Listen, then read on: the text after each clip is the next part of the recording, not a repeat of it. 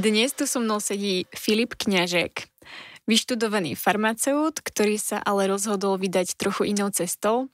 Pracuje dnes ako lektor, facilitátor a sebarozvojový sprievodca. Venuje sa tomu najmä v neziskovej a akademickej oblasti.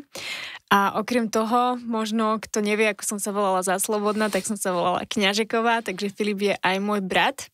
Preto som naozaj poctená a veľmi rada a som zvedavá, že kam nás tento podcast dovedie. A dlho som ho lanarila na rozhovor a nakoniec teda je tu, lebo často aj cestuje, takže sme sa stretli takto, takže som veľmi šťastná. A o čom sa budeme baviť? Budeme sa baviť jednak o jeho práci, ale aj o jeho živote a o tom možno ako nájsť odvahu robiť to, čo človeka naozaj baví a neísť úplne takoutou mainstreamovou cestou. Takže Filip, ahoj. Ahoj, zdravím všetkých a fakt ďakujem za pozvanie, moc si to cením ja hlavne, nie že ty. No, tak som ťa trošku predstavila na začiatok, že si študoval pôvodne farmáciu, ktorú dnes nerobíš a robíš niečo úplne iné. Čo teda dnes robíš, tvojimi slovami? Vždycky, keď mám túto otázku, tak je to také ťažšie popísať, lebo je to komplexnejšie a možno nezvyklé, ale vlastne pracujem vo vzdelávaní a robím so skupinami a s tými skupinami robím rôzne zážitkové kurzy a tie kurzy vychádzajú z neformálneho vzdelávania. A vlastne tak nejako na úvod je asi dôležité vysvetliť, čo je toto neformálne vzdelávanie, jak sa to vzdelávanie delí. Tak by som povedal takú ako klasiku vlastne 3 úrovne vzdelávania, ktoré je formálne, neformálne a informálne.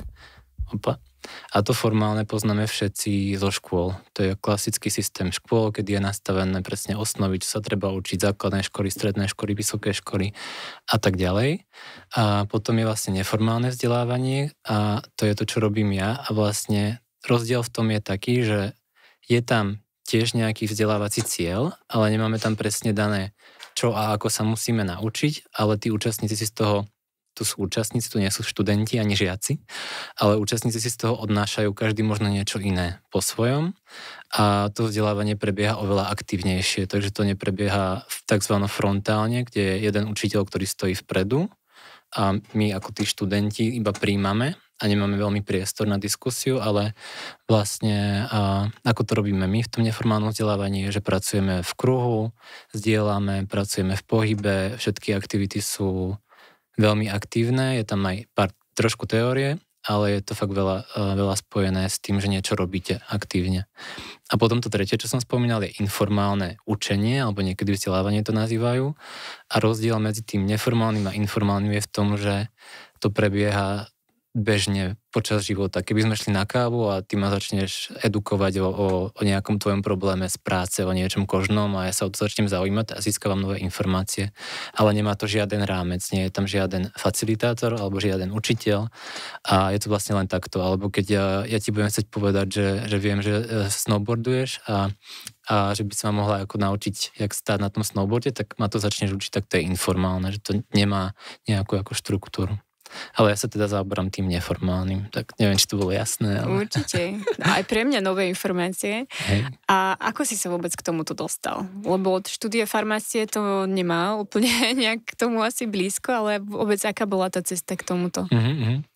Tá cesta bola dlhšia, ja mám 30 teraz a vlastne po strednej škole, keď som sa rozhodoval kam ísť, tak som sa rozhodol nakoniec na farmáciu, aj keď som zvažoval psychológiu. Ale v tej dobe som si povedal, že sa nezamestnám, čo teraz je dosť rozdielne u tých psychológov. A vlastne až popri farmácii ja som bol dosť aktívny, podobne ako aj ty, v rôznych študentských spolkoch. A hlavne v študentskom spolku Unie studentu farmácie, kde som chodil na tzv. Zahraničné kongresy pod Európskou asociáciou študentov farmaceutov. Že popri tej farmácii, ktorá ma fakt bavila, mňa vždycky zaujímal ako človek a jak už z tej stránky, ako funguje, ako telo, tak aj mozog, ako funguje nejak ako medziľudské interakcie, vzťahy a tak ďalej. Tak na tých kongresoch som zastupoval vlastne študentov z našej fakulty, jak na tej formálnej stránke, že sme tam mali fakt odborný program, ktorý sa týkal toho štúdia, tak sme tam mali potom neformálny program, kde som sa stretol prvýkrát s pojmom soft skills, čo sa do slovenčiny prekladá ako mäkké zručnosti. Ja žijem v Brne, v Česku, takže tam to býva niekedy do vednosti, ale je veľmi často známy ten pojem soft skills, hlavne ako v korporátoch alebo v IT sfére. A tam vlastne na tých kongresoch prebiehali také 2 až 3 hodinové workshopy na rôzne tieto soft skills, a to sú takzvané, na psychológii vlastne sa už tomu nehovorí soft skills, že to je nesprávny pojem, ale mali by to byť interpersonálne a intrapersonálne zručnosti. Čiže medziľudské a v rámci seba samého. A sú to rôzne techniky, metódy, ktoré pomáhajú pri komunikácii, pri manažmente času, pri leadershipe, práci v skupine, práci v tíme, nejakej skupinovej dynamike, práci so stresom a tak ďalej. A vlastne dostal som sa k rôznym takýmto ako ochutnávkam, by som povedal, v tých dvojhodinových workshopoch, keď som chodil na tie zahraničné kongresy. A potom som sa postupne dozvedel o tom, že sa môžem ja vyškoliť ako nejaký tréner, takzvaný, alebo facilitátor. A niektorí to nazývajú facilitátor, v angličtine je to trainer, pretože pracujem hlavne v angličtine. A tak som sa vyškolil. A potom sa to tak nejako ďalej tiahlo a myslím, že o tom sa budeme baviť aj ďalej, že som sa dostal do vlastne medzinárodného vzdelávania pod Erasmus plus tej farmácie. Jak sme mali tú farmaceutickú asociáciu, tak boli aj asociácie medikov, to poznáš možno, aj FMSA, a takisto boli medzinárodné asociácie študentov psychológie. A oni nejakým spôsobom spolupracovali spolu aj v týchto soft skillových veciach a v neformálnom vzdelávaní, tak tam už to bolo pre mňa medzioborové aj tam a potom sa to šírilo ďalej. Čiže ty si videl nejakú takúto možno pre teba novú sféru, oblasť života, ktorá ťa zaujala? A kedy bol možno pre teba ten moment, že si povedal, že tak síce ma farmácia baví, ale nechcem sa ňou živiť, ale chcem ísť robiť niečo iné? Nie som si istý, akože jeden moment. Ja som sa nejak, keď som mal možno 22, fakt nadchol úplne pre toto lektorovanie, ale hlavne z pozície účastníka, že som strašne rád nasával a ja som taký sebarozvojový freak. Niečo, že hrozne rád sa ako vzdelávam, zistujem o sebe ako rôzne veci a pracujem na sebe, posúvam sa ďalej. To sa mi jak páči, to sa stotožňujem. Hej, no. A to sme obidvaja vlastne už od skorej mladosti, by som povedal. A rád sa obklopujem ľuďmi, ktorí majú záujem vlastne niečo so sebou robiť a robiť samých seba lepšími a tým pádom aj to svoje okolie, v ktorom žijú lepším. Takže vlastne ja som vôbec nerozmýšľal nad tým, že by som sa stal tým facilitátorom alebo tým lektorom. Mňa strašne bavilo chodiť na tie veci. A potom som v Brne v rámci tej Unie studentov farmácie zorganizoval takzvaný Slovak Polish Czech Leadership Camp, slovensko-polsko-český leadership tábor alebo camp, ktorý bol práve pre vedenia týchto študentských organizácií a každý rok sa to točilo buď v Slovensku, v Česku alebo v Poľsku. A keď bola rada na nás v Brne, tak ja som bol ten hlavný organizátor a vlastne bolo to trojdňový nejaký event, udalosť, kde prišlo 40 ľudí a kde sme robili celý ten program, ale ja som tam nebol ako ten školiteľ, ale ako ten organizátor. Takže začínal som ako taký projektový manažér, popri tom ale stále som sa zameriaval na tú farmáciu. A potom som si prešiel ešte veľa ďalšími rôznymi kurzami a školeniami aj cez ten Erasmus a dostával som sa do toho stále viac a viac a cítil som sa v tom príjemne a zároveň na tých rôznych kurzoch som ja sám viedol niektoré aktivity a dostával som strašne pozitívnu spätnú väzbu od tých účastníkov, hlavne v tom, že sa cítili so mnou veľmi príjemne, že im dávalo zmysel, ako som to viedol, že vlastne ten pocit bezpečia, ktorý som im vytváral, im pomohol sa dostať nejak ďalej a získať si niečo z toho. Takže po farmácii, už k tomu dostávam, som skúsil pracovať v zdravotníctve. Nechcel som ísť do lekárne, lebo v rámci tej farmácie je v poslednom ročníku 5-ročného štúdia povinná pôročná prax. A tu som si skúsil, tá lekáreň ako bola fajn, ale zistil som, že asi to úplne nebude ono. A počas štúdia som zistil, že v labáku proste ne. Nie, potrebujem proste ľudí okolo seba.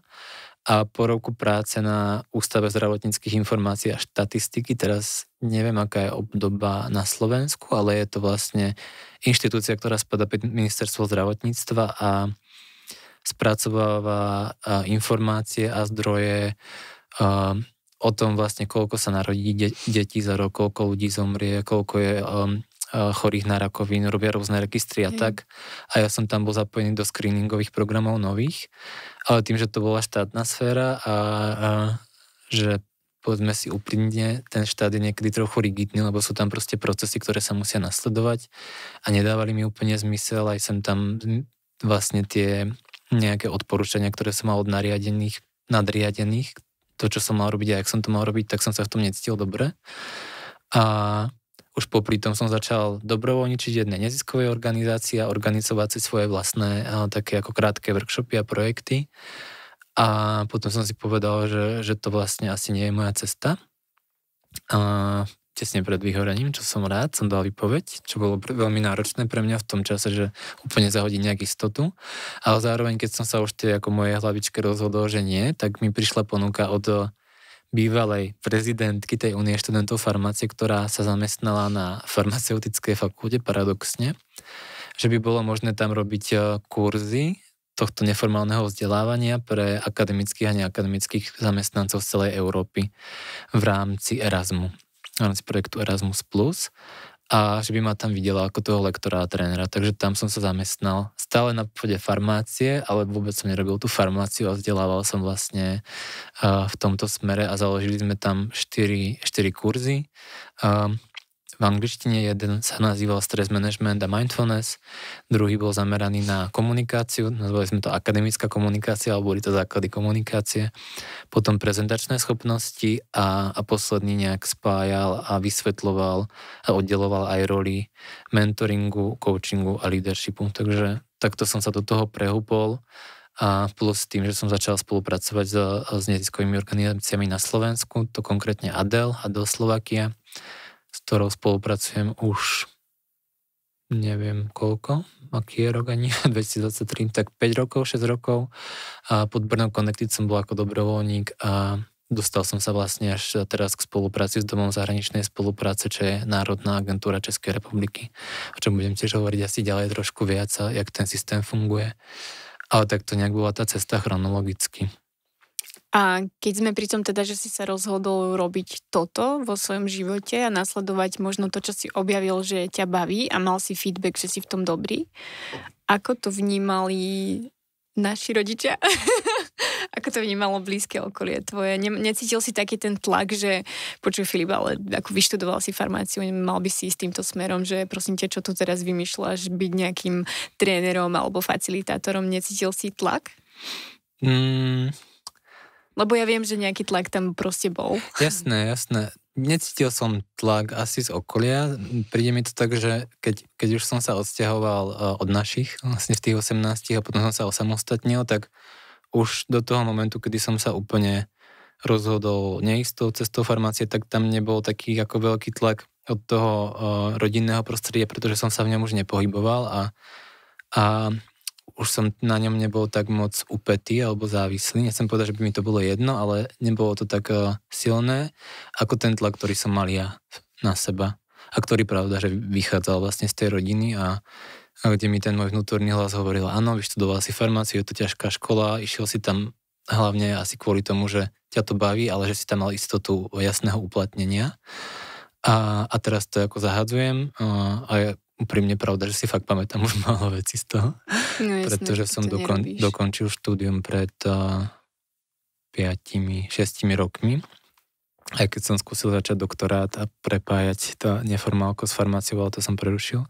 Takže ten nejaký svoj vlastný vnútorný kritik a to, jak som sa niekedy abičoval za to, že no, ale že neviem, či to je dobré rozhodnutie a potom pravda, že keď som prišiel domov a aj mama niekedy, ale hlavne otec, pravda, že ako tak nejak ako to priniesli. Nie, že by to bola úplne výčitka, ale bol tam taký náznak výčitky, že no, ale predsa si ten farmaceut a myslím si, že by si ako mali zrobiť toto, že otvor oči, že ťa to asi neuživí a tak ďalej.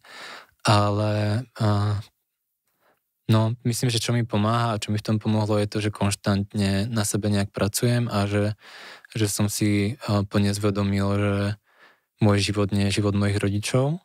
A síce oni môžu mať nejaké predstavy, čo je fajn a ja to rešpektujem, ale ja som vlastne ten, ktorý je zodpovedný za tie svoje činy a za to, či sa budem cítiť v živote šťastný alebo nie a s tým šťastím súvisí potom za mňa aj zdravie a mentálne a duševné zdravie, ktorému sa ako veľmi venujem a paradoxne som sa takou trošku menšou obklukou, ale obklukou dostal späť k tej psychológii, ktorú som chcel pôvodne študovať, ale nešiel som tam, že ma to tam fakt tiahlo k tým humanistickým smerom. Takže neviem, či som odpovedal na otázku, ale... Určite áno. My sme obidvaja multipotencionálni ľudia. A ja by som túto tému rada tu otvorila, lebo aj ty si naozaj veľmi multipotencionálny človek a možno keby si vysvetlil, že čo to je a kedy si uvedomil, že vlastne toto v sebe máš. To veľmi súvisí s tou predošlou otázkou a tou témou. No, ďakujem, že to prinášaš, lebo mi príde dôležité o tom hovoriť. Aj posledný týždeň som sa bavil s 2 ľuďmi, ktorí to majú podobne a boli v tom veľmi stratení. A multipotenciál, alebo multipotencionál, neviem presne, jak sa to skloňuje, je vlastne... som na Google, že multipotenciálny človek. Hej. Whatever. A tak som aj čítal nejaké knižky, ale v slovenčine sa to používa ako človek všestranný, alebo niekedy sa hovorí aj renesančný človek, myslím. A je to vlastne osoba, alebo človek, ja a aj ty v časti, ktorého baví hrozne veľa vecí. A ktorý môže niekedy pôsobiť trošku akože tak rozstrelenie, že úplne si nalinkuje nejak ten svoj program a chce stihnúť toto a nadchne sa preto a pre strašne veľa vecí. A už len kvôli tomu, že ho baví alebo ju baví strašne veľa vecí, tak nestihne ísť úplne do hĺbky. Ale zároveň väčšinu vecí, ktoré začne robiť, tak mu nejak idú.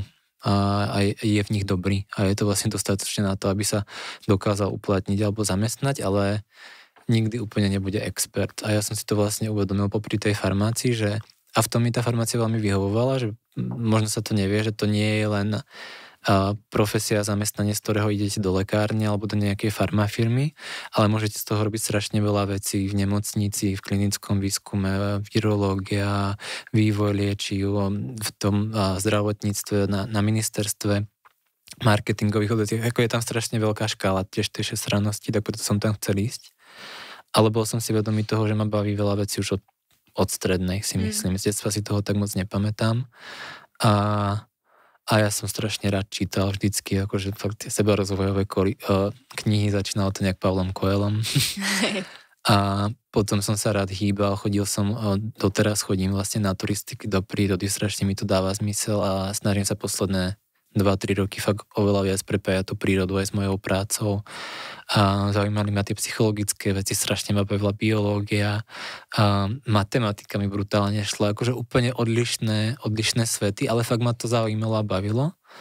A uvedomujem si teraz, že je pre mňa asi ťažko si vybrať jedno a je to v poriadku. A veľmi mi v tom pomohla vlastne kniha, myslím, teraz neviem presne ten názov, ale keď si môžeme to dať potom do popisku môžeme podcastu. Dať do popisku. Je aj vlastne na YouTube TED Talk o tom a ako vlastne sa zžiť s tým, že ste multipotenciál vo svete, ktorý je strašne vysoko špecializovaný a kde je veľa odborníkov, tak tam mi veľmi pomohla. A sú tam aj chcem povedať úplne návody, ale sú tam aj nejaké ako typy tých multipotenciálov, komu to tak vyhovuje aj s rôznymi ako časovými rozvrhnutiami času a time managementu a tak. A práve veľmi mi to pomohlo fakt si to tak viac ešte usadiť v sebe a prijať si, že áno, toto som ja, tak toto mám a je to v poriadku a je to výhoda. Nie je to nevýhoda, pretože... Je to dar? Je to dar, určite. A pretože v tomto svete ktorý sa vyvíja extrémne rýchlo, tak tí multipotenciáli majú ten dar a tú výhodu, že sú fakt extrémne flexibilní a dokážu sa prispôsobiť, sú takí ako chameleóni z časti a nerobí im to problém, že mne fakt nerobí problém aj do rôznych ako komunít alebo tak zabehnúť a nejak sa k ním pridať a naladiť sa na nejaké témy, aj keď o tom veľa neviem, niekedy trepnem veci, hej. Ale to tí experti až tak nemajú. A nechcem tým povedať, že nepotrebujeme expertov. Experti sú extrémne dôležití, ale títo multipotenciáli sú tiež extrémne dôležití v súčasnej spoločnosti. Keď sa vrátime ešte k náplne tvojej práce, čo robíš dnes, ty si hovoril, že pracuješ aj v tej českej organizácii Dům zahraniční spolupráce a tá organizuje rôzne medzinárodné a lokálne akcie pre dobrovoľníkov, verejnosť a organizácie v oblasti vzdelávania vďaka programu Erasmus+. Hovorím to správne? Áno. Čo to vlastne znamená Erasmus+? Lebo podľa mňa veľa ľudí vie len, že chodíme na Erasmus na vysokej škole, ale to má o mnoho viac sfér, ktoré môžeme využiť a nielen vysokoškolskí študenti. Takže tu by som sa chcela určite pri tom pozastaviť a povedať vlastne, čo to je a ako sa to dá využiť. Hneď na to odpoviem, len tam ešte dodám k tej mojej práci, že momentálne teda robím tie rôzne kurzy vzdelávacie, ktoré sú od 5 dní do 10 dní a väčšinou je to pomerne intenzívne. Keď je to s tými akademickými a neakademickými dospelými ľuďmi, tak je to pol dňa vždycky na 5 dní, ale keď je to s inými ľuďmi, väčšinou s mládežou do 30 rokov, alebo s pracovníkmi, ktorí pracujú s touto mládežou, čo môžu byť ako učitelia, tak rôzni ľudia, ktorí pracujú vo voľnočasových centrách, alebo ktokoľvek iný, kto pracuje s tou cieľovkou, tak ten kurz trvá 8 dní, dajme tomu, a každý deň od 9. do 8. večera. Fakt intenzívne. A tie moje cieľovky sú teda rôzne. A pracujem aj pod Domom zahraničnej spolupráce, čo je za Českú republiku tzv. Národná agentúra. Na Slovensku je to Juventa a konkrétne NIVAM, čo je Národný inštitút vzdelávania a mládeže, s ktorými tiež spolupracujem skrze tú neziskovku ADEL. A vlastne funguje to tak obecne, že je Európska komisia ako hlavný orgán, ktorá vyhlasuje program Erasmus Plus na 7 rokov, na programové obdobie 7 rokov. Erasmus Plus je vzdelávací program, ktorý je fakt zameraný na vzdelávanie a na všetky tie 3 zložky. Formálne, neformálne a informálne, ale hlavne tie prvé dve, pretože tie sa dejú nejak koordinovanie a možno aj na inštitúciách, tie formálne, pravda, že na školách a neformálne v neziskovkách a tak ďalej. A vlastne dáva veľmi veľký rozpočet a objem peňazí všetkým štátom Európskej únie na toto programové obdobie 7 rokov. A vždycky to prirozdeli každému tomu štátu a tie peniaze posiela práve tej danej národnej agentúre, ktorá ten rozpočet spracováva a spravováva na 7 rokov. A národná agentúra má potom pod sebou strašne veľa projektov, ktoré nejak ďalej pomáhajú vlastne jednotlivým ľuďom, jednotlivým inštitúciám, školám alebo neziskovkám rozvíjať sa ďalej, predávať ďalej ich know-how, ich vzdelanie a to, čo vedia, väčšinou za malý poplatok alebo zadarmo. A pod Erasmus Plus spadajú vlastne projekty a programy pre deti na základných školách, deti na stredných školách, pre učiteľov na stredných školách, na vysokých školách, pre akademických pracovníkov na rozvoj vlastne nejakých veľmi vysoko odborných zručností a skillov, pre študentov na vysokých školách, aby mohli ísť do zahraničia, vlastne aj takisto všetci ostatní, ktorých som spomenal, na nejaké výmeny zahraničné, buď študijné alebo stážijné pre mládež. A vlastne tam pracujem hlavne ja. To sú tí ľudia od 13 do 30 rokov a všetci, ktorí pracujú s touto cieľovkou, hlavne vo voľnom čase, aby sa mohli vzdelávať a aby mohli chodiť na rôzne kurzy alebo dobrovoľničiť. A tam sa vlastne od toho Erasmus Plus vyčlenil ešte nový projekt, ktorý sa volá Európsky zbor Solidarity, predtým to bolo Spolu, ale dobrovoľničiť na 2 týždne až 2 mesiace až celý rok, vlastne niekam do zahraničia v rámci Európy a v rámci celého sveta. A je to vlastne strašne veľa možností, programov, partnerstiev, ktoré môžu vzniknúť medzi jednotlivými tými inštitúciami, organizáciami a je to neskutočne veľká podpora vlastne tej Európskej únie k tomu, aby sa tí ľudia mohli ďalej vzdelávať, ďalej rozvíjať a ďalej nejakým spôsobom rásť a tiež byť lepšími ľuďmi. Ty si takto napísal a vlastne zorganizoval niekoľko školiacich kurzov v rámci tohto programu Erasmus Plus a ESC, pripomeň mi, čo to je. Európsky zbor Solidarity, taký Európsky zvláštny zbor názov. Solidarity. To muselo dať naozaj veľa práce, vôbec vymyslieť celý ten program a dať to celé dokopy a vôbec, než to prešlo schválením a dostal si na to tie dotácie. A Aké sú vlastne témy týchto tvojich školiacich kurzov? Čo primárne vlastne ľuďom odovzdávaš na týchto kurzoch? Obecne tie témy sú hrozne široké a na ten celý program Erasmus Plus je vždycky vydaná veľmi hrubá príručka o 300 stranách asi a podľa toho, aký projekt ja chcem napísať alebo na čo sa chcem zamerať, tak si musím prečítať vlastne, na čo oni cieľia. Sú tam vždycky nejaké programové priority, každý rok je zameraný na niečo iné, alebo väčšine tých ročníkov, takmer vždycky aj v tých obecných nejakých je napríklad 17 rozvojových cieľov Európskej únie, European Sustainable Goals, a medzi nimi je napríklad boj s hladom, edukácia, ľudské práva, práva LGBT ľudí a zároveň zameranie na duševné zdravie, environmentálna výchova a tak ďalej. A tá moja práca sa vlastne dá napasovať do veľa z týchto tém. A čomu sa ja primárne venujem a na čo sa zameriavam. A hlavne preto, že mne to fungovalo a mne to strašne dalo veľa. A súvisí to aj s tou psychológiou, tak sú také viac sebarozvojové a psychologické témy tých intra- a interpersonálnych vzťahov týkajúcich sa hlavne komunikácie.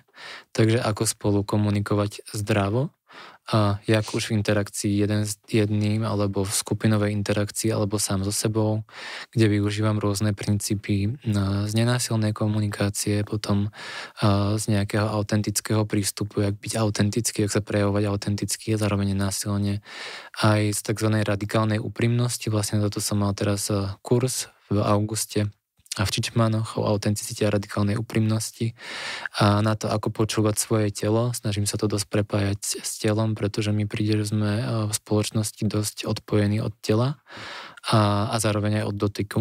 Ale dotyku takého fakt ako veľmi, povedal by som až klasického ľudského, keď vás niekto chytí za ruku alebo objíme a nie je za tým žiaden iný podtón ani kontext, nie je to nič ako intimné alebo sexuálne, fakt ako ľudský dotyk, ktorý má možno aj dieťa s mamou, z ktorého sme sa strašne odpojili a snažím sa to potom ešte prepájať s prírodou.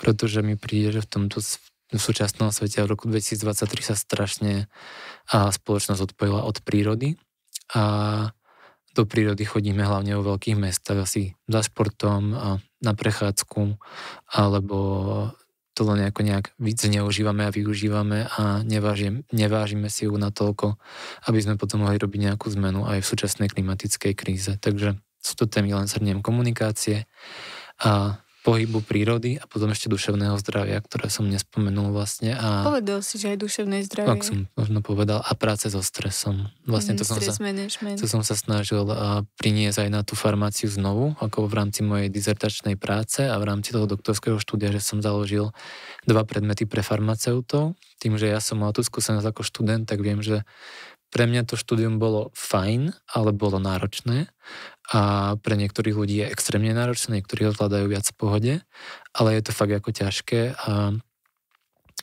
ako je tá akademická obec nejaká zacielená, aj požiadavky ministerstva a vlastne zdravotníctva a vzdelávania, ako sú stanovené, tak je to veľmi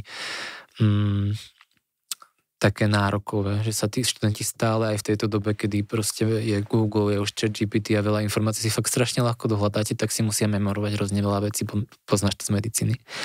A je tam vyvíjaný strašný tlak. A na tie skúšky, na niektoré skúšky som sa musel učiť proste mesiac a pol na jednu skúšku, hej, čo niekde na filozofii nikdy nepochopia.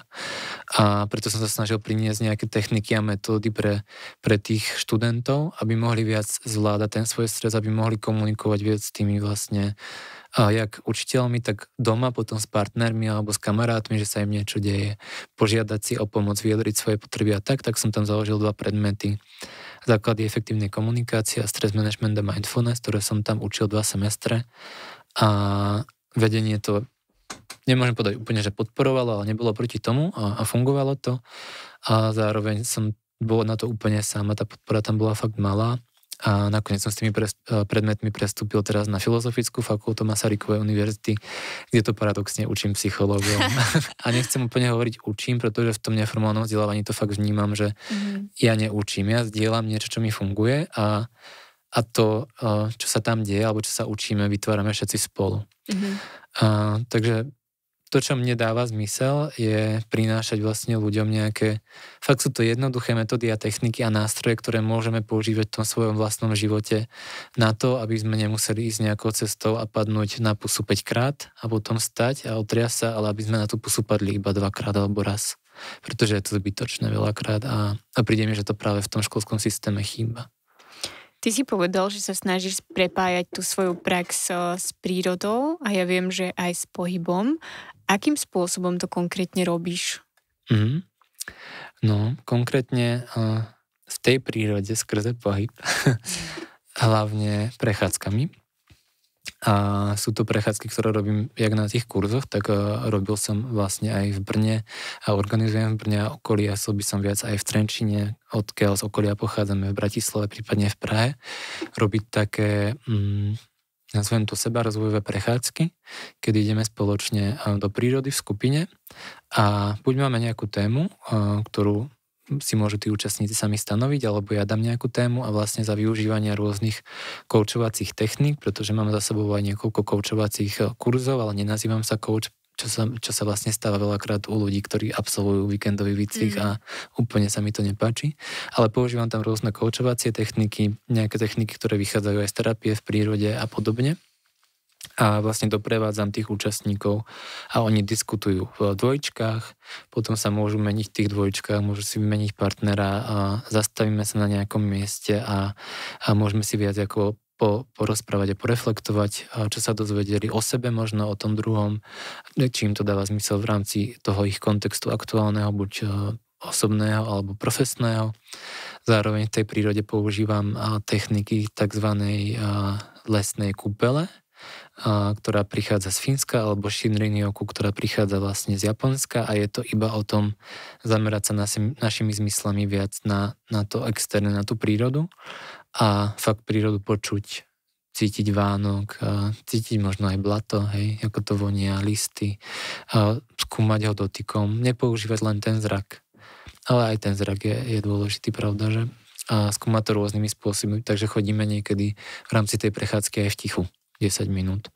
A zámer je sa spomaliť a ísť veľmi vedomé, uvedomovať si každý krok, napájať sa na svoje telo, čo sa mi deje v tom tele a zároveň na tú prírodu, pretože príroda je veľmi múdra a veľa toho vie a veľakrát fakt môže niečo zrkadliť a ja tomu verím, že s prírodou sa dá aj rozprávať, takže sa môžete spýtať, môžete nahlas povedať nejakú otázku, vysloviť, pravda, že s rešpektom a uvedomovať si, že tam plne nie sme doma a že ideme k niekomu možno na návštevu a spýtať sa tej prírody o radu a možno sa chcem spýtať, ja neviem, aké rozhodnutie mám spraviť ďalší týždeň ohľadom mojej stravy, mojho stravovania a v jednom momente sa zlomí nejaká haluska. A je to veľmi metaforické, ale mne už to dá nejakú odpoveď a ja si z toho môžem odvodiť, že aha, že musím teraz zlomiť nejaký zlozvyk alebo niečo prerušiť. Tak takto využívam prírodu a aj pohyb a potom pohyb vlastne v rámci nejakých vedených meditácií a snažím sa to ešte robiť aj s tým dotykom. Ja som veľký fanúšik kontaktnej improvizácie, čo je vlastne forma neriadeného tanca, improvizovaného tanca, ktorá mala minulý rok 50. výročie. Takže je to už dlhá tradícia, pochádza z Ameriky a v rámci kontaktnej improvizácie ide o to, že skúmate vlastne svoje telo v kontakte s podlahou alebo s tou prírodou, so zemou, so stenou, v kontakte vlastne so stolom a s inými objektami a zároveň v kontakte s iným telom. Ale ide tam fakt o to, že skúmame fyzikálne princípy toho, ako ja môžem interagovať, keď sa spoja vlastne dve ruky na tej úrovni pokožky, alebo môžem viac zatlačiť a ísť až na úroveň svalov, alebo prípadne ostať na úrovni fascií, čo sú vlastne také blánky, ktoré oddelujú kožu a svaly, alebo ísť tvrdšie a skúmať vlastne nejak kosti a to, ako môžem ako s kosťou sa dotýkať. A je to fakt ako také skúmanie toho, čo moje telo dokáže a ako moje telo funguje aj v interakcii s iným telom. A nejak aj princíp tej kontaktnej improvizácie je taký, že je úplne jedno, s kým tancujete, pretože netancujete so ženou, netancujete s mužom, netancujete s niekým veľmi vysokým, ale tancujete ako s druhým telom, s druhou osobou a to je celé.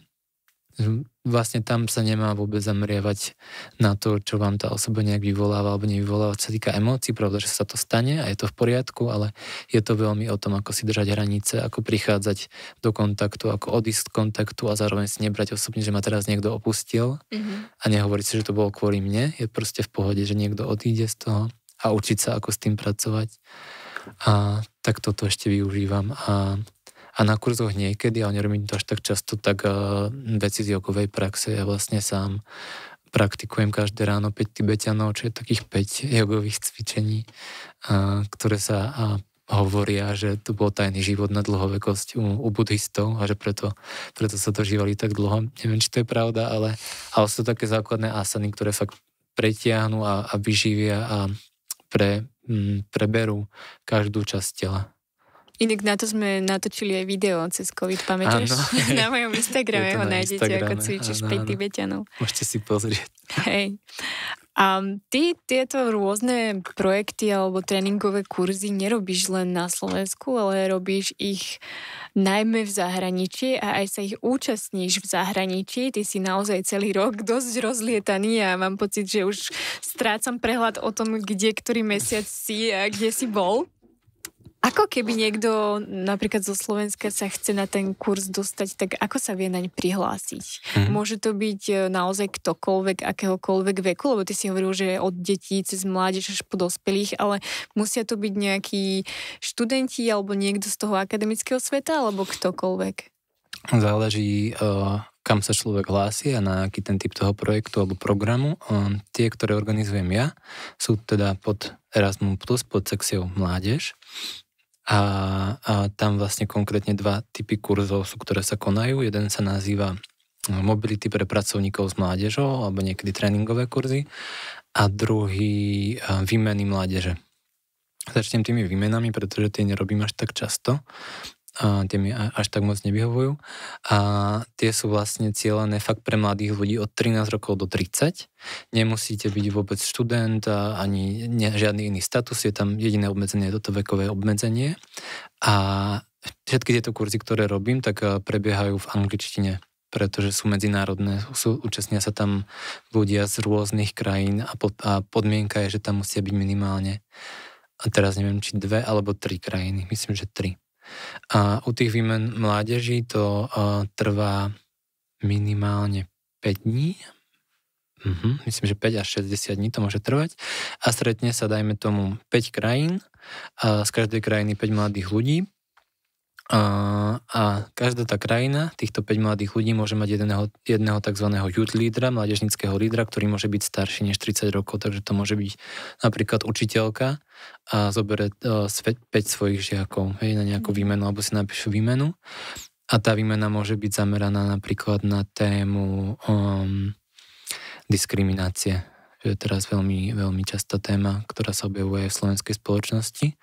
A príde tam takto 5 Slovákov a Sloveniek, potom dajme tomu 5 Francúzov, 5 z Turecka ľudí, Turkov, Turkyň, 5 Nórov a 5 Bulharov a vlastne na týždeň skúmajú túto tému z rôznych uhlov. A v tej výmene mládeže je ten rozdiel oproti tomu tréningovému kurzu v tom, že tí mladí ľudia by mali byť tí, ktorí aktívne vytvárajú program. Že tí ich jednotliví lídri, mládežnícky, tí group lídri, môžu sa dať do pozície facilitátora, môžu mať prípravnú návštevu predtým, než sa stretnú všetci a udržiavajú ako nejakú štruktúru, ale potom komunikujú s tými svojimi vlastne týmami a organizujú si program navzájom spoločne, že ho vytvárajú na mieste. Kdežto u tých mobilít pracovníkov s mládežou, ktoré robím primárne ja a píšem ja, je to už tak, že ja ten projekt napíšem a celý nadizajnujem, čiže to stále robím ten projektový manažment veľmi, s ktorým som začínal a pripravím celý program, pretože tam zdieľam konkrétne typy, techniky, metódy a nejaké know-how, ktoré mám a ktoré si potom tí pracovníci s mládežou odnesú domov a cieľom toho projektu je šíriť ich ďalej. takže aby ich používali potom s mladými ľuďmi, s ktorými pracujú, buď na tých školách, alebo v nejakých voľnočasových centrách, alebo keď to je napríklad neziskovka, ktorá sa zaoberá sexuálnym vzdelávaním alebo násilím a podobne, tak oni to majú potom šíriť ďalej. Čiže tu je rozdiel ten v tom, že tu prídu, a to už sú fakt dospelejšie alebo starší ľudia od 18+, najstaršieho účastníka som mal možno 70-ročnú pani, a prídu fakt kvôli tomu, aby si odniesli konkrétne metódy a nejaké techniky, ktoré fakt môžu použiť pre tú svoju prácu. Veľakrát sa ale stane, že sa neprihlási dostatok ako fakt takto priamo pracovníkov, takže tam zoberieme aj tiež nejakých mladých ľudí alebo nejakých študentov alebo niekoho, koho tá téma fakt zaujíma a môžu to potom využívať niekde inde, kľudne doma. Kľudne s partnerom alebo partnerkou. Podmienka vždycky týchto kurzov, jak mládežnických výmien, tak tých tréningových kurzov je, že keď sa domov vrátia, tak musia urobiť tzv. Disemináciu, nejaký rozsev tých informácií a jedna vec je zdieľať to online na sociálnych sieťach alebo na nejakých svojich newsletteroch alebo vo svojich skupinách a potom tzv. Follow-up, následujúcu aktivitu. Takže mali by spraviť prednášku o tom, aby sa viac ľudí dozvedelo o možnostiach na Erasmus+, alebo môžu spraviť krátky workshop, zopakovať nejakú aktivitu, ktorú sme tam mali a na tom kurze a tých aktivít tam býva strašne moc, nehovorekom. Alebo sa môžu inšpirovať z nejaké aktivity, vytvoriť novú aktivitu, môžu to robiť sami alebo v národnej skupine a tak ďalej.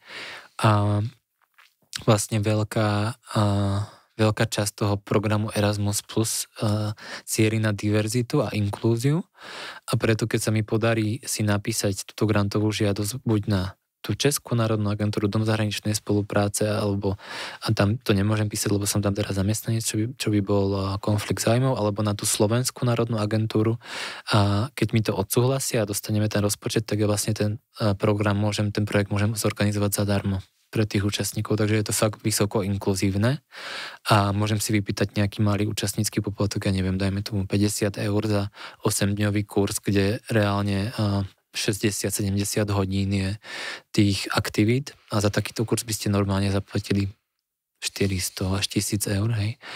A jediné, čo si musia tí účastníci zaplatiť, je doprava. Dostať sa tam a vlastne aj tú dopravu dostanú naspäť, pokiaľ splnia potom tú disemináciu a tú následnú, tú follow-up aktivitu. Ale záleží potom od z jakej krajiny letia, tak každá krajina má iný limit, do ktorého môžeme ako preplatiť tie letenky. Ale je to až po tej aktivite, po tom konkrétnom tréningovom kurze alebo mládežníckej výmene. A aby som odpovedal, kde sa k tomu môžu dostať, alebo jak sa o tom môžu dozvedieť, tak je...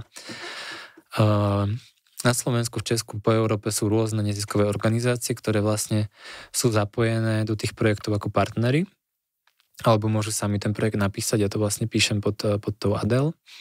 A keď to napíšeme, tak vlastne zdieľame to na sociálnych sieťach, väčšinou alebo na webe tých organizácií. Môžem nejaké vymenovať kľudne, ale môžeme asi potom pridať do toho podcastu. Ale akože vymenuj, povedz napríklad na Slovensku, že kde? Na Slovensku, čo ma napadá. A každá tá organizácia sa väčšinou zameriava trošku na nejaké iné témy. Však to už si pozrú. Adel, ktorú mám, pod ktorou pracujem, tak tam sa zameriavame tiež na ten sebarozvoj, na šport veľa, na prírodu, na aktívnu participáciu mládeže. Potom ma napadá napríklad Sapling, ktorý sídli v Košiciach a ten je veľmi úzko zameraný na LGBT tematiku a na inklúziu. Plusko zamerané na zážitkové vzdelávanie a fakt outdoorové vzdelávanie v prírode, že tam sa tie kurzy dejú aj celý týždeň v prírode, že to je ešte viac práce s prírodou než ja. Alebo Youth for the Yours, Košic ma napadlo, alebo potom Youth Watch. Oni vlastne aj sledujú trendy mladých ľudí na tom Slovensku, takže to sú slovenské a v Česku je ich tiež dosť. A čo je fajn, že pokiaľ tí ľudia žijú v Česku, tak môžu vycestovať ako aj Češi. Keď majú trvalé občianstvo, môže aj ako Slováci, alebo keď študujú v Česku, tak môžu ísť aj ako Češi. A české môžem spomenúť napríklad Unique, píše sa to Unike, akože ty si unikátny, alebo Brno Connected, prípadne ma tam teraz napadá Be International a ďalšie. Ty si povedal, že ľudia väčšinou chodia na tie školy a kurzy alebo tréningové kurzy s tým, že sa tam nejakú tému naučia a potom to majú šíriť ďalej. Ale verím tomu, že na tvojich kurzoch a ako si hovoril na začiatku, že sa zameriavaš na ten sebarozvoj, mindset, duševné zdravie, stres management a tak ďalej, tak im to dáva obrovskú hodnotu a predpokladám, že väčšinou tam idú s nejakým aj osobným zámerom, čo si tam možno idú riešiť. Vedel by si možno tak nejak generalizovať, že čo tak väčšinou ľudia vlastne z celého sveta najviac riešia alebo s akým zámerom tam chodia? To nejde. Je to individuálne. Vždycky to záleží od témy toho projektu. Ako som hovoril, v tých čičmanoch som mal teraz napríklad naposledy na Slovensku o autenticite. V oktobri som mal v španielských Pyrenejach projekt, ktorý sa nazýval Bright Life, svetlý život. A vlastne vždycky je nejaký informačný leták alebo materiál, infopek takzvaný, kde popisujeme, o čom ten projekt je. A potom si čítame vlastne prihlášky ľudí, kde píšu svoju motiváciu a napríklad na tento svetlý život Bright Life, ktorý bol zameraný na to duševné zdravie hlavne, spojené skrz pohyb a prírodu, tak nazvané to bolo týmto spôsobom, pretože tie životy, ktoré žijeme, sú možno niekedy ťažké, trošku temné, fakt rýchle a je náročné sa zastaviť a priniesť tam trochu svetla. A toto bol ako primárny zámer toho projektu, takže ľudia, ktorí tam šli, mali väčšinou niečo spojené s týmto, že sa im nedarilo v živote, alebo boli prehltení, stratení trošku. Nie sú to terapeutické kurzy, to chcem prizvukovať, že to nie je terapia, ale určite to môže mať terapeutický efekt, pretože skupinová dynamika, skupinová práca funguje úžasne a môže sa tam ako otvoriť rôzne témy a zároveň aj vyriešiť, takže títo ľudia, veľa z nich, máme skupinu 20 ľudí, si tam šli oddychnúť.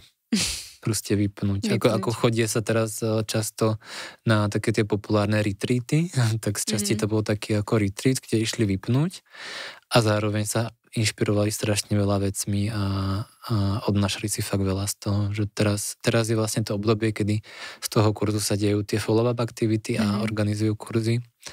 A z okolností tam bola jedna Holandianka, ktorá prvýkrát sa stretla s nenásilnou komunikáciou a tú nenásilnú komunikáciu potom priniesla veľmi, veľmi aktívne do svojho vzťahu, kde si uvedomila, že je tzv. Šakal, čo sa používa v tej nenásilnej komunikácii, prirovnanie žirafy a šakala. Žirafa je zviera, ktoré má, jak má vysoký krk, tak má nadhľad a vidí z výšky a zároveň je to cicavec, ktorý má najväčšie srdce v ríši cicavcov, takže preto sa to používa ako nejaká personifikácia nenásilného prístupu a šakal je vlastne taký ten malý divoký africký pes, ktorý šteká, hryzie a vie byť agresívny až pasívne agresívny a ona si vlastne zvedomila na tom kurze, jak často v tých blízkych vzťahoch je takáto vlastne nepríjemná, hryzie, šteká, obviňuje, ide do nejakej ako role obete a tak a aktívne sa to snaží teraz používať a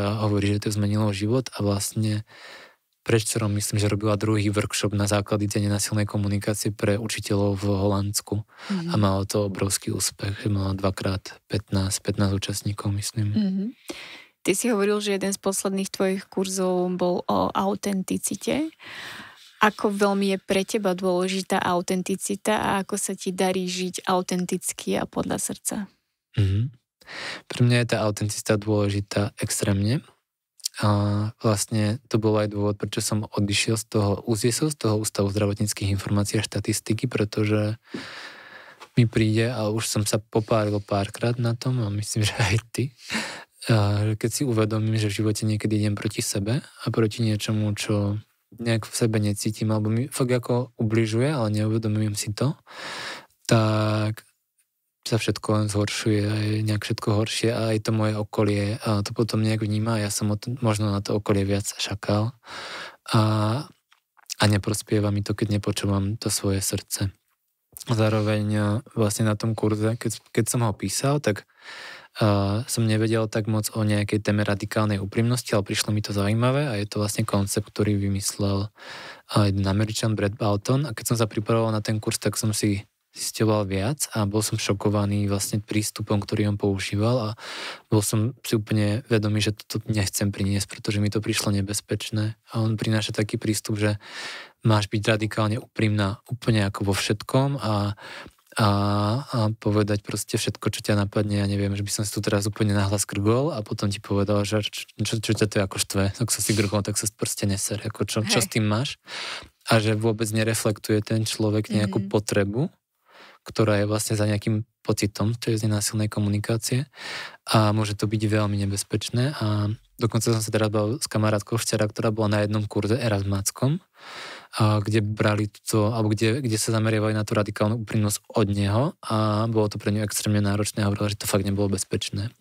A čo sme mi priniesli, tak bol koncept radikálnej úprimnosti od profesorky zo Stanfordu, ktorá sa tomu tiež venuje výskumne, Anna Lempke a ten prístup využíva aj viac toho nenásilná. Takže ja som fakt za to istú autenticitu a nie úplne, že ísť cez mŕtvoly, ale byť sám sebou a snažiť sa byť čo najviac úprimný a vyjadrovať to fakt ako jazykom nenásilným alebo jazykom lásky, ale nie tým spôsobom, že budem chrliť ohne a ubližovať druhým len preto, že mne sa niečo stalo, nepodarilo, že mám niekde nejaké bolistko, traumátko. Takže takýmto spôsobom sa to snažím robiť. A pravda, že nie vždy sa mi to podarí, ale je to pre mňa jedna úplne zo základných hodnôt v romantickom vzťahu, v osobných vzťahu kamarátov, aj v práci ideálne, ale nie vždy to v práci ide. A s tým asi aj súvisí sloboda. Že možno si zistil, že naozaj ani nie si taký ten typ officeový, hej, že proste potrebuješ mať slobodu aj v tom, čo robíš a nemať nad sebou úplne nejakého šéfa alebo niečo takéto, tak čo v tomto kontexte znamená pre teba sloboda? Sloboda je k tej autenticite a potom nejakej láske a dobrým úmyslom jedna fakt zo základných hodnôt a flexibilite ako všestranný multipotenciál, ktoré mám v živote a nemám to tak, že by som mal problém vlastne počúvať nejakého môjho nadriadeného alebo tak, ale keď sa tie moje hodnoty totálne líšia a tlačí ma niekam, kde mi to fakt nedáva zmysel, kde sa necítim dostatočne slobodne, tak to nefunguje. A viem si predstaviť aj nejakú prácu v office, ale z mojej skúsenosti, ak som to mal, tak proste nezvládam sedieť 8 hodín za stolom, takže to vieš.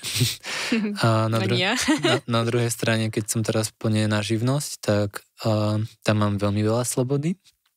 A niekedy je to pravda, že na škodu, že si neviem nastaviť tie mantinely alebo nejakú sebadisciplínu a čas, ale viem sa k tomu dokopať a strašne si vlastne uvedomujem, že teraz žijem aj s priateľom 8 rokov a on má prácu, že tiež teraz pracuje z okolností v štátnom sektore, ale má to od 9. do 5.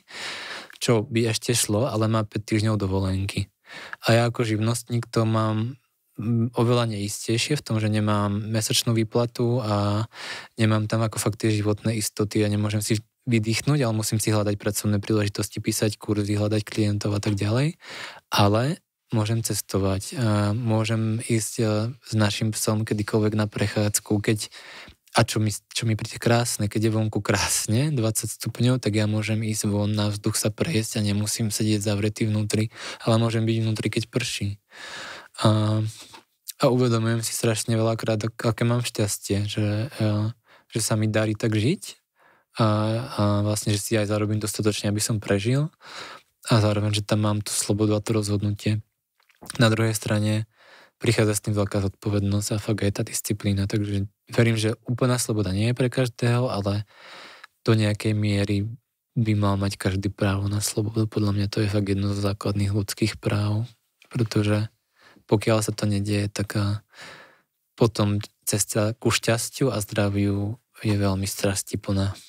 Tak ono je to naozaj o takom vedomom rozhodnutí si ten život nejakým spôsobom prispôsobiť a veľa ľudí to nedokáže. Napríklad zostáva v práci, ktorá ich nebaví, ale majú tam tie istoty, ktoré si hovoril, jednak finančné, možno nejaké ďalšie.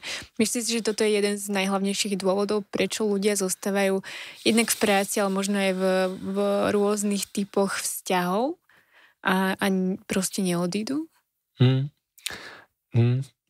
Určite áno. je to, čo si hovorila a ja by som pod tým viac ako hľadala strach.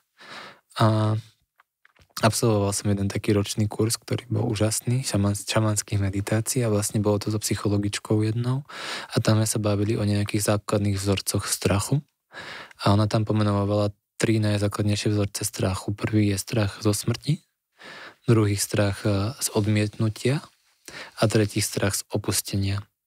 A ja si myslím, že práve pri tých prácach a pri tých istotách to, čo ľudí blokuje najviac, je ten strach vlastne z opustenia nejakej istoty a z toho vykročenia do neznáma, z vykročenia z tej komfortnej zóny a možno aj strach z odmietnutia, že keď opustia niečo a už fakt spravia ten veľký krok, takže sa možno hneď neujmú niekde inde a viem si predstaviť, že to môže byť strašne silný pocit nejakej porážky alebo zlyhania a tak ďalej, takže podľa mňa veľakrát, čo tých ľudí tam brzdí, je práve toto. Na druhej strane si uvedomujem, že veľakrát je veľmi ťažké z toho vystúpiť, pretože tí ľudia nemajú podporu, nemajú dostatočnú rodinnú podporu, osobnú, nemajú okolo seba ľudí, finančnú, sociálne zázemie, je to veľmi komplexné a komplikované a tak sa to cyklí v tejto spoločnosti. Ty pomáhaš ľuďom nájsť silu, odvahu, chuť do života a vytrvať v určitých situáciách, ale čo alebo kto pomáha tebe na tvojej ceste?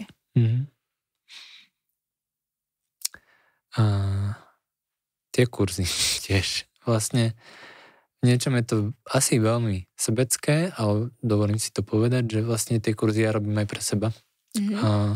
Tak každý z prácu robíme nejakým spôsobom aj pre seba. Alebo pokiaľ nemáte skúsenosť s takýmto nejakým intenzívnym vlastne sebarozvojovým kurzom v skupine 20-30 ľudí a ešte obzvlášť z 8 kultúr, tak to asi ťažšie pochopíte, ale ja verím aj tomu, že veľakrát práve v takejto skupinovej práci si nejak zrkadlíme rôzne veci s ľuďmi, ktorých totálne nepoznáme, to, že ma niekto naštve alebo takzvané vytrigruje, že stlačí ten môj spúšťač, tak niečo znamená a ja sa z toho veľa učím, veľa si z toho odnášam a veľakrát práve čo je ešte v tom neformálnom vzdelávaní a čo som nepovedal je, že oproti tomu formálnemu vzdelávaniu, tak je to dobrovoľná vec. Tí ľudia tam chcú byť. A sú tam dobrovoľne a to je veľmi dôležité. A zároveň tam nefunguje hierarchický prístup, že ja som tu a ty si tu ako študent alebo účastník, ale ja som skôr tvoj partner.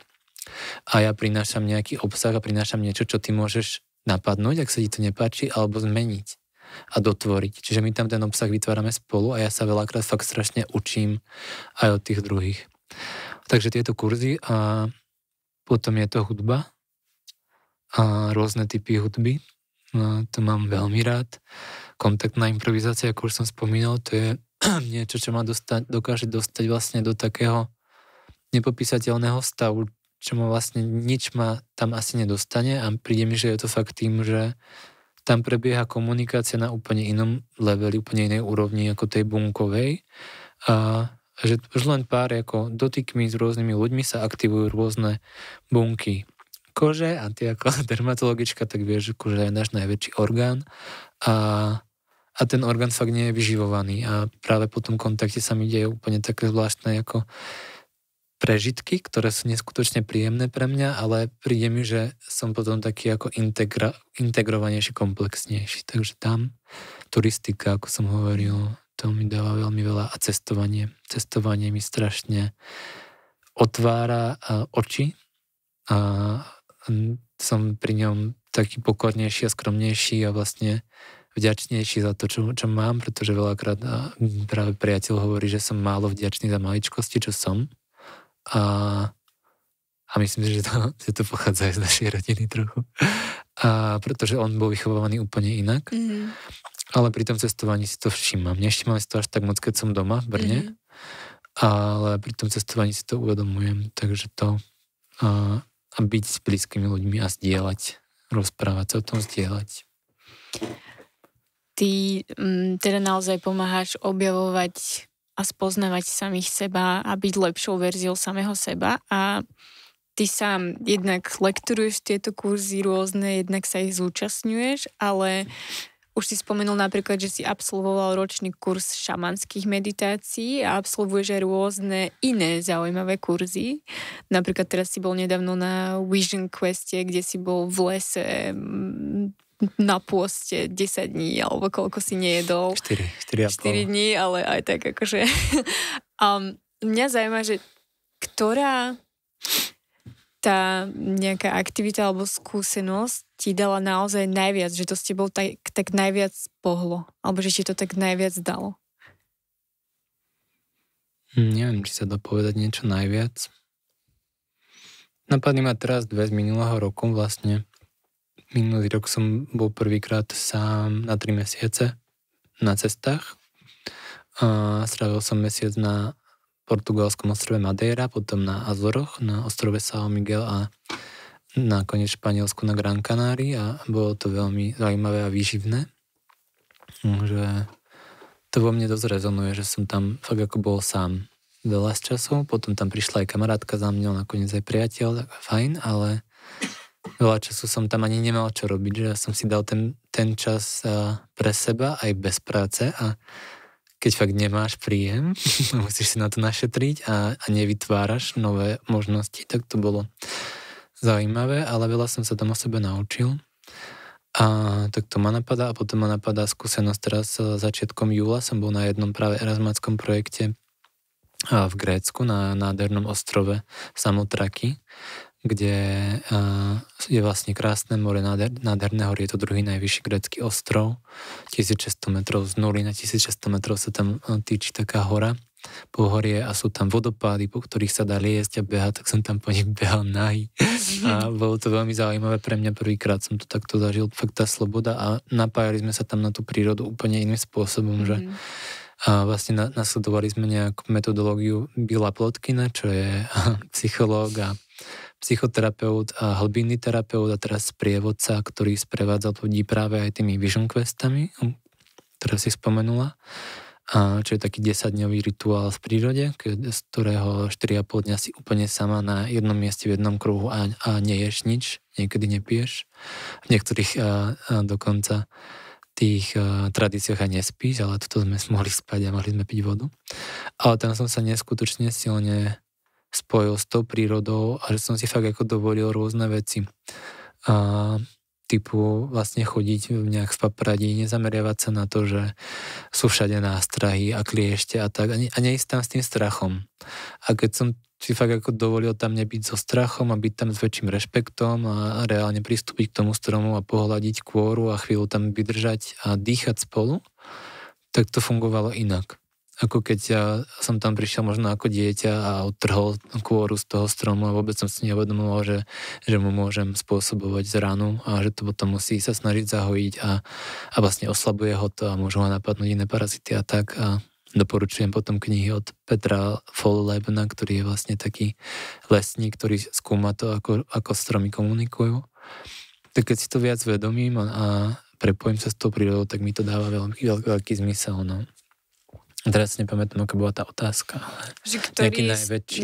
Že čo ťa tak najviac posunulo a aby si aj ty bol takou lepšou verziou samého seba a vedel aj ostatným tak lepšie predávať vlastne tú svoju skúsenosť. Za posledný rok sú to asi tieto dve skúsenosti, ale každý rok sú vždycky nejaké ako silné skúsenosti. Ja som trochu v tomto extrémista, to si vedomý, že idem z jednej skúsenosti do druhej. A bohužiaľ si nedávam dostatok času na integráciu, ale zároveň potom si ho niekedy doprajem. Viem, že veľa ľudí by to nezvládalo, aj veľa ľudí krúti hlavou v mojom okolí, že čo zase si, ja nestíham tiež ten kalendár tvoj a že kedy vlastne pôjdeš v Brne alebo doma, že vôbec sa stretneme niekedy a tak.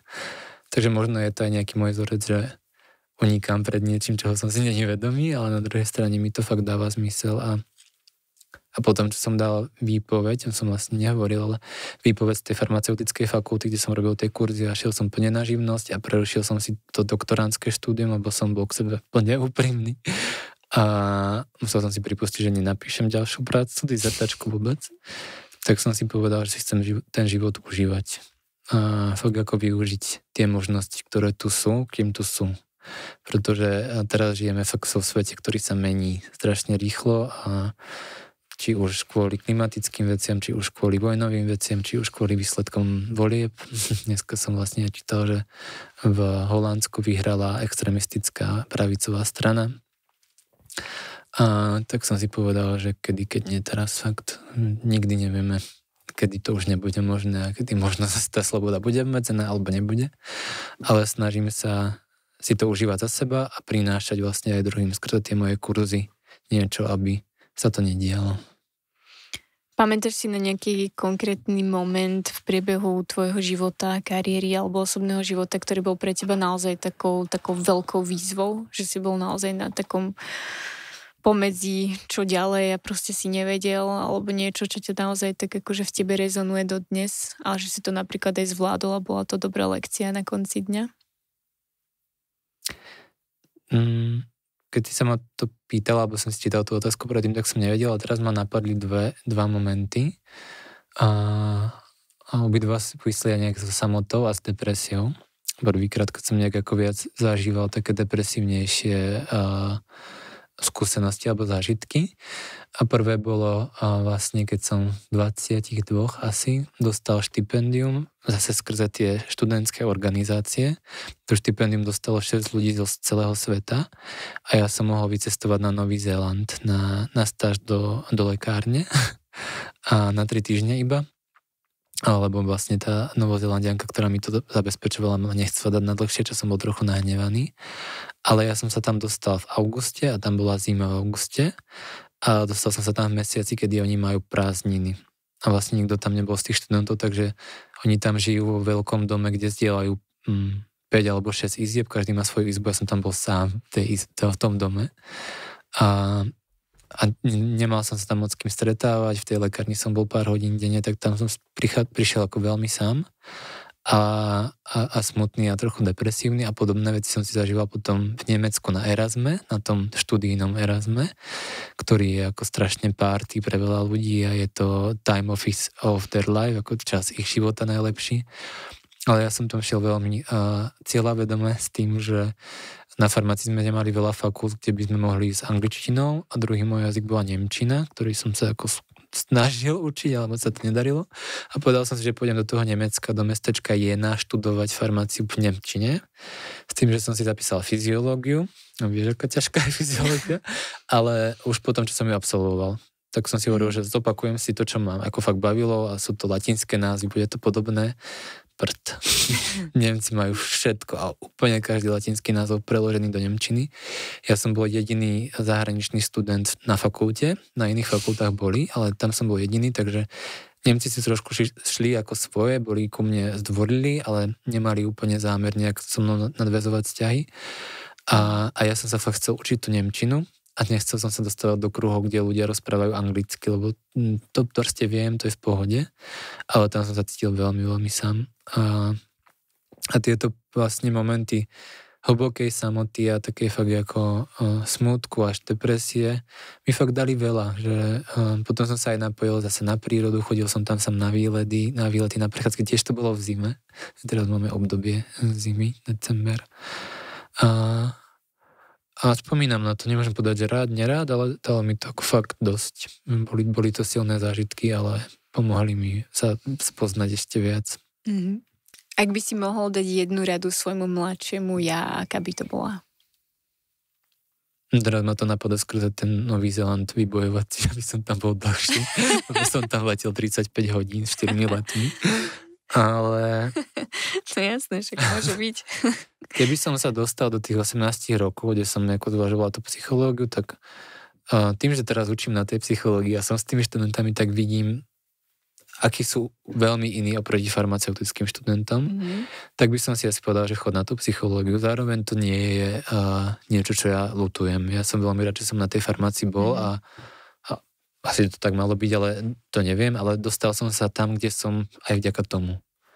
A aj vďaka tomu som tým Filipom, ktorý teraz sedí. Takže to neľutujem, ale keby som to mohol znovu, tak asi by som šiel fakt na tú psychológiu. No. OK. Je nejaká taká rada, ktorá s tebou tak naozaj zarezonovala od niekoho, ktorú si kedy dostal? Pamätáš si niečo také, že to bola fakt taká veta, ktorá ti tak klikla? Nevybavím si asi nejakú jednu špecifickú teraz. Alebo je nejaké možno také heslo, alebo niečo, čo ťa tak sprevádza vlastne celý čas na tej tvojej ceste? Alebo nejaká taká mantra? Máme také vtipné motto možno. Keď sme s Kájom, s priateľom vlastne si zobrali psíka domov po tom, čo rok bývala v nejakej rodiny a potom sme si ju zobrali a vlastne zžívali sme sa s novým tvorom a poznáš Foxy, ona je taká veľmi akčná niekedy a zároveň strašne utulená a umazlená, keď je doma. A tak sa nám ako niekedy stávalo, že nám trošku zdrhla v prírode a ona sa vždycky vrátila. Si pamätám. A ona to strašne má rada, keď ju vypustíš v lese a tak. A tak sme začali hovoriť, že bude jak má byť. Proste, že bude jak má byť. A v češtine sme to hovorili a potom som to nejak ako fakt vo veľa momentoch som si to pripomínal a príde mi, že tým si tak žijem, že bude jak má byť. Pekný. A pri Foxy sme to hovorili furt, no. Karel tam stresoval a hovoril, že teraz ju zrazí autofily a ja, že no, bude jak má byť. Podobne, no, ale pravda, že som to až tak nemyslel, niekedy som salamista. Tak snažil si sa dôverovať, že vesmír to nejak zariadi. No, vesmír úplne neverím, skôr tej prírode, ale čak to je tiež vesmír, ale... Máš najbližšie nejaký sen alebo cieľ, ktorý by si chcel splniť? Ja, to keď som sa veľa ľudí sa pýta na také otázky, aký je tvoj sen, životný sen a cieľ. Tak najbližšie teraz. Ja viem, že máš nejaké momentálne, tak preto sa No nemám práve sny, alebo že nemám to vôbec tak, že by som chcel mať rodinu, psa, deti. Nemám také veľké ciele. Ani tak som to možno nemyslela. Ale dostávam sa k tomu, že idem teraz na Tajvan v januári a príde mi, že keď ma niečo napadne a uvedomím si, že je to možné a že by som mohol, tak si to skúsim tak nejak ako naplánovať a pozrieť si, ja strašne rád plánujem a pozerám si rôzne ako možnosti. Aj to ma hrozne baví. V tom som fakt ako dobrý, podľa mňa plánovať výlety alebo trasy na turistiku a tak si zistím možnosti. A keď vidím, že to je možné, tak za tým idem. Takže ani si neuvedomujem, že to je niečo, čo fakt strašne chcem, aby nejaký sen, ale úplne si hovorím, je to možné, poďme to spraviť. Takže idem na Tajvan na mesiac a fakt sa tam teším, zároveň tam je tiež nejaká obava, že je to veľmi zaujímavá krajina, ale dosť rôznorodá z rôznych uhlov. A vlastne pôvodne som chcel ísť na ten Tajvan na tie 3 mesiace minulý rok, ale boli strašne drahé letenky, takže a tento rok mi to vyšlo, takže tam sa teším, že to spoznám. To je vlastne druhý najvyšší ostrov sveta. Okay. Vyzerá to tam nádherne, veľmi, veľmi vyspelá civilizácia.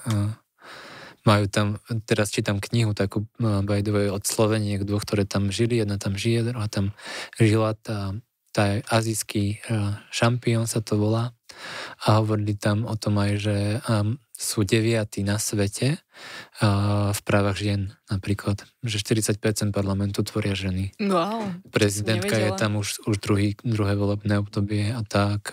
Je to jediná krajina v Ázii, kde sú povolené manželstva rovnakých rovnakých pohlaví, ale zároveň potom tam majú nejaké veci, ktoré sú fakt stále ešte z tej komunistickej Číny, že je to zaujímavé. Ako sa staráš o svoje zdravie? Aké máš také, že každodenné možno návyky a na to, aby si sa cítil dobre, zdravo a bol plný energie? Úprimne. Úprimne, no. Nerobím to až tak nejak moc vedome, bohužiaľ. Rád by som sa stravoval lepšie, čo sa mi nedarí, ale zároveň si nemyslím, že sa stravujem strašne zle, ale minimálne, čo sa snažím, je fakt spať. Spánok mi príde ako základ a to viem, že teraz s malou by si potrebovala a bolo by to super, no ale spať tých 7 až 8 hodín, fakt niekedy, keď spím už len 6, tak to cítim, alebo 6,5.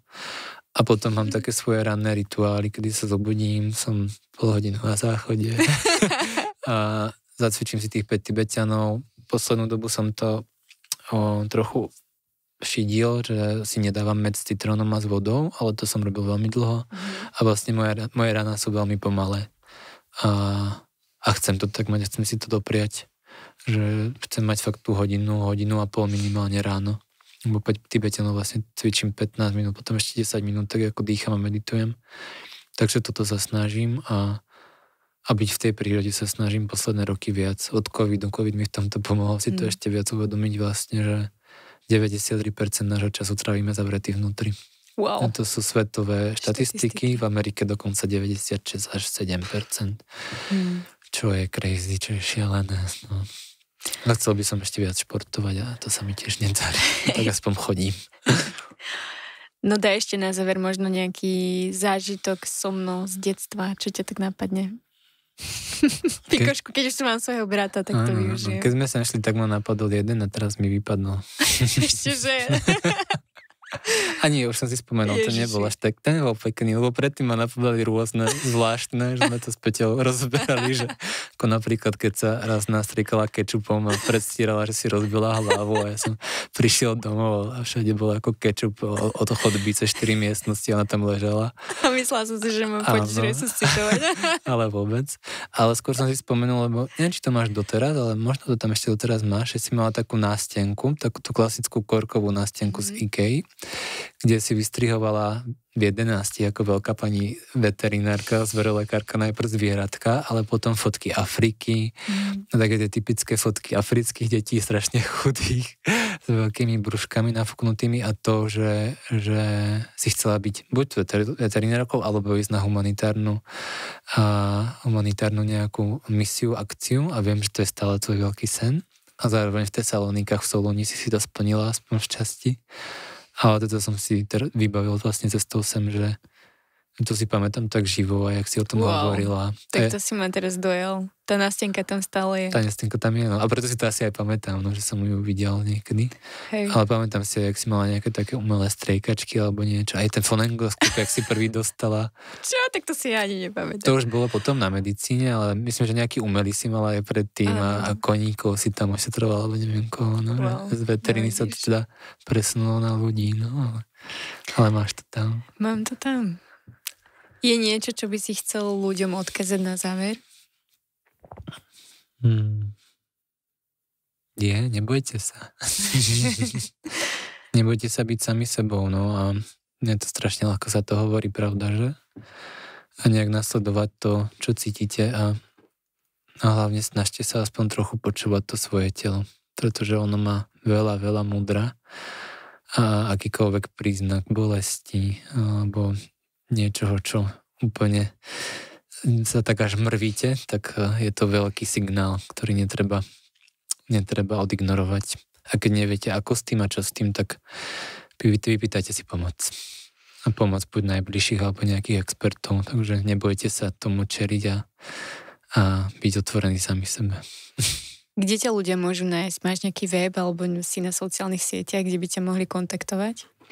Áno, mám. A vlastne kvôli tomu sme ten podcast tak oddialovali, lebo to bol teraz môj taký ročný projekt, nikdy viac. A mám webové stránky filipknazek.eu a vlastne je to EU, lebo pracujem v angličtine a v tej Európskej únii a sú s ním s európskymi hodnotami a sú jak v slovenčine, v češtine, tak v angličtine. Dozviete sa tam o tej mojej práci, jak lektorské, tak nejaké ako facilitačné o prechádzkach, ktoré robím a tak, takže môžete ma kontaktovať tam. Mamina, tatino, rodina, priatelia, tak už konečne viete po vypočutí tohto podcastu, čo robí Filip. Je to tak. Ďakujem ti naozaj veľmi pekne, že si tu bol, že si mi porozprával veľmi inšpiratívne a verím, že sa ešte stretneme na nejakom takomto podcaste. Ďakujem ti, Ficho. Ja zo srdca ďakujem, Peťa, za pozvanie. Čau.